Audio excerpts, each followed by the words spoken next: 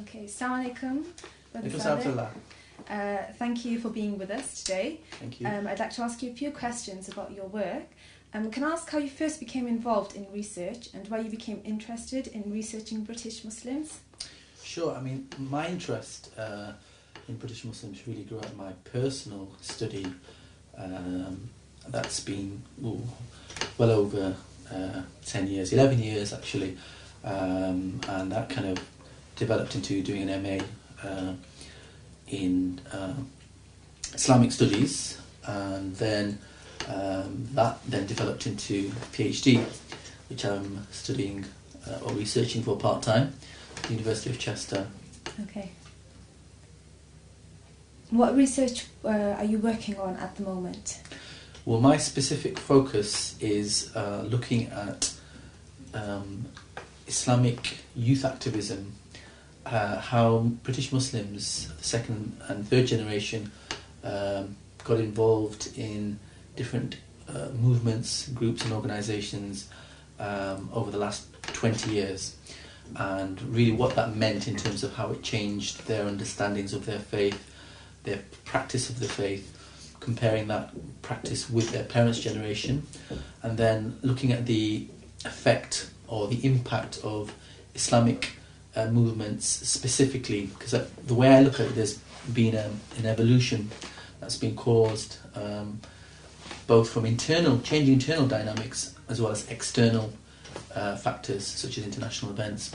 So an internal dynamic is the Islamic organisations, which I was talking about, specifically groups like the Young Muslims UK, Hizb ut-Tahrir, Jimas and other trends like that. I'm also looking at the traditional Islam scene and seeing how that's played out really. So bringing that from the late 80s really through the 90s up to today really, 2009, and also considering the impact events such as the Rushdie affair, First Gulf War, the Bosnian conflict, and so on, 9/11, and then 7/7. So all of these things are factors in kind of different kind of forces that have impacted on British Muslim activism, and I'm trying to really unpack that, map it, and examine it, and hopefully try to understand what's happened at the end of it. Which methods did you use or are you using to research this current work? Well, I use a combination of methodologies, starting off with mainly interviewing people who were at the heart of these developments and changes, so leaders of Islamic movements as well as participants, people who were sympathetic as well as people who occasionally attended those events.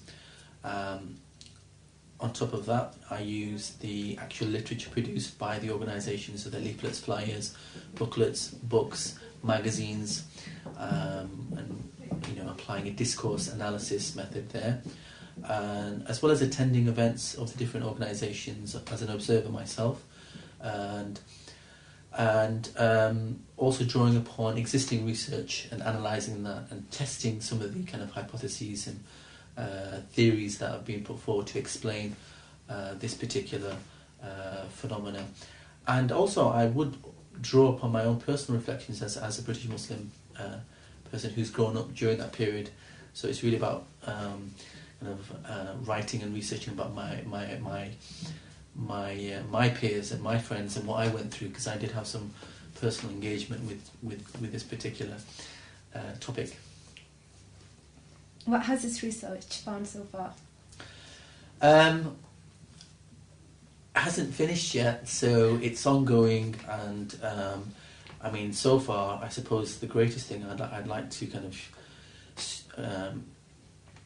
share or kind of stress is the kind of real complexity and nuance that's involved, because I'm talking about a 20-year period, and there are so many different kind of dimensions to this, and it combines insights from different disciplines, not only religious studies, but encompasses history, sociology, anthropology, political science. So I'm trying to gain the kind of insights from other researchers and writers on this, but trying to come up with something different and new. So what I'm trying to do is present an inside perspective, if you like, letting the actors or the participants of this youth activism speak for themselves, because we do at the moment have quite a growing number of reports and popular journalistic accounts, but really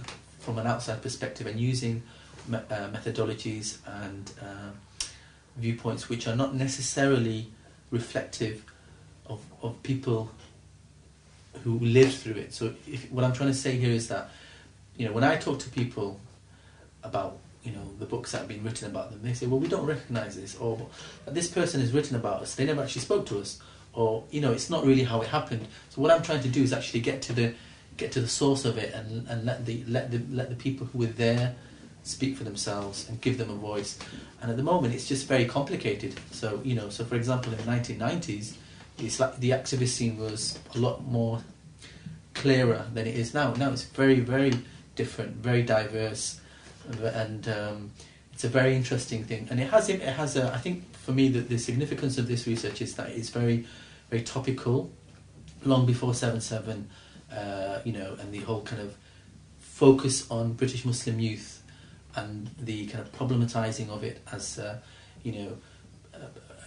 group in society, minority community that is so vulnerable to extremism, because that's all we hear about nowadays: Muslims and terrorism, extremism, radicalisation. That's one element of it, but it has a larger, deeper context, and that's what I'm trying to understand and trying to unpack. And I think that hopefully that should have some kind of benefit. I hope if it holds a mirror up to the community, if the activists recognise the image I'm trying to convey through this mirror, if lessons can be drawn, and if it can record this period of recent history in the Muslim community, I think that would be useful. Thank you very much for your insights. Thank you. Assalamu alaikum.